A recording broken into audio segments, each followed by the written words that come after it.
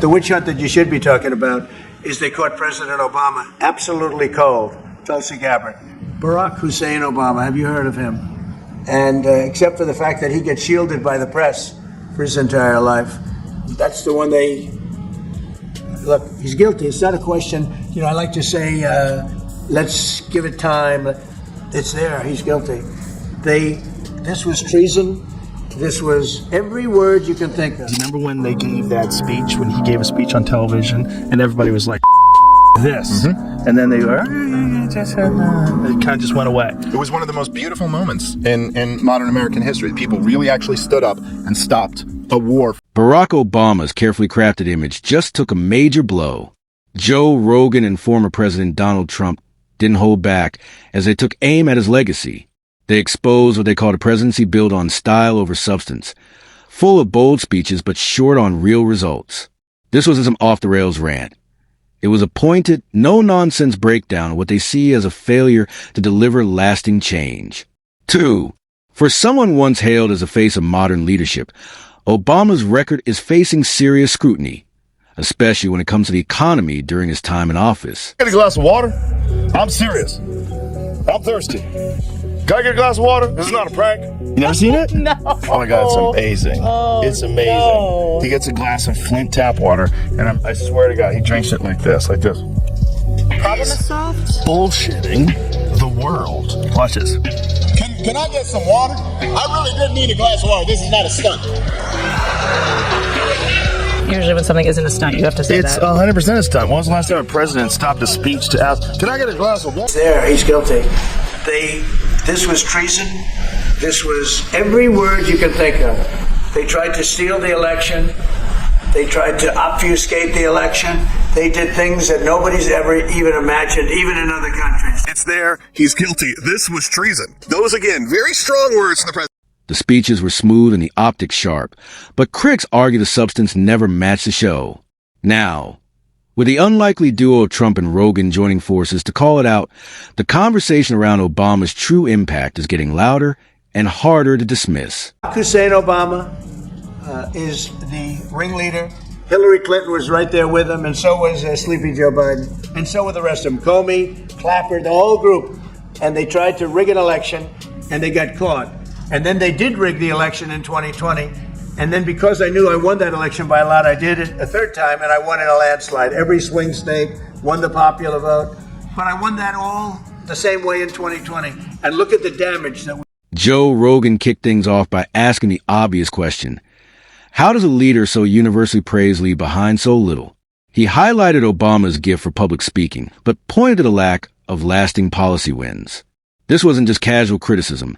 It was a deeper dive into the gap between Obama's glowing image and the tangible results of his presidency. Trump shared an AI-generated video on Truth Social Sunday depicting the arrest and imprisonment of former President Barack Obama. The video opens with a montage of Obama and other Democrats that no one is above the law.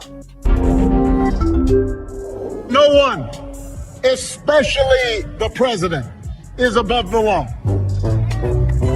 No one is above the law. No one is above the law. No one is above the law. Nobody is above the law. No one is above the law. Nobody is above the law. No one. After that, the song YMCA kicks in as a fake video shows Obama getting arrested by FBI agents with Trump smiling beside him. He's then depicted in an orange jumpsuit sitting in a jail cell. You'd think the Nobel Peace Prize would come after bringing about peace, not before launching drone strikes. But for Obama, timing didn't seem to matter. Joe Rogan didn't hold back, calling out what he sees as the uncomfortable truth. Obama was a media darling who underdelivered. From a failure to close Guantanamo Bay to broken promises brushed aside, the press treated him more like a pop icon than a president. Accountability? Barely a blip. Post comes days after Director of National Intelligence Tulsi Gabbard announced plans to refer former Obama administration officials to the Justice Department for prosecution, accusing them of fabricating intelligence about Russian interference in the 2016 election. She reiterated those accusations on Fox News this weekend. Maria, the implications of this are frankly nothing short of historic. Over 100 documents that we released on Friday really detail and provide evidence of how this treasonous conspiracy was directed by President Obama just weeks before he was due to leave. Then came Trump, not the showman or businessman, but the president. And he didn't show up to play nice. Trump cut through the pageantry with blunt force, confronting contradictions head on. How, he asked, could a man who promised transparency lead one of the most secretive, surveillance-heavy administrations in modern history? How does a candidate for unity leave behind a fractured nation? Trump didn't stop there. He questioned how Obama earned praise as a diplomatic genius while sending billions overseas to regimes hostile to American interests. For Trump, that wasn't strength. It was surrender wrapped in speeches.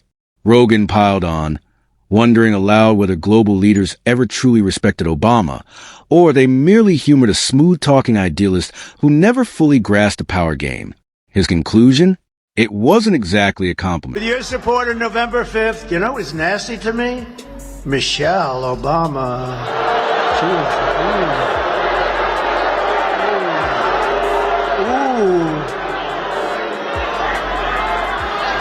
I always tried to be so nice and respectful. Oh, she opened up a little bit of a box. She opened up a little bit of something. Oh, she was nasty. Ooh. Shouldn't be that way. That was a big mistake that she made. Trump questions how Obama could be hailed as a diplomatic mastermind while apologizing to foreign powers and funneling billions to regimes that openly oppose the U.S. To Trump, that's not diplomacy. It's weakness disguised as virtue.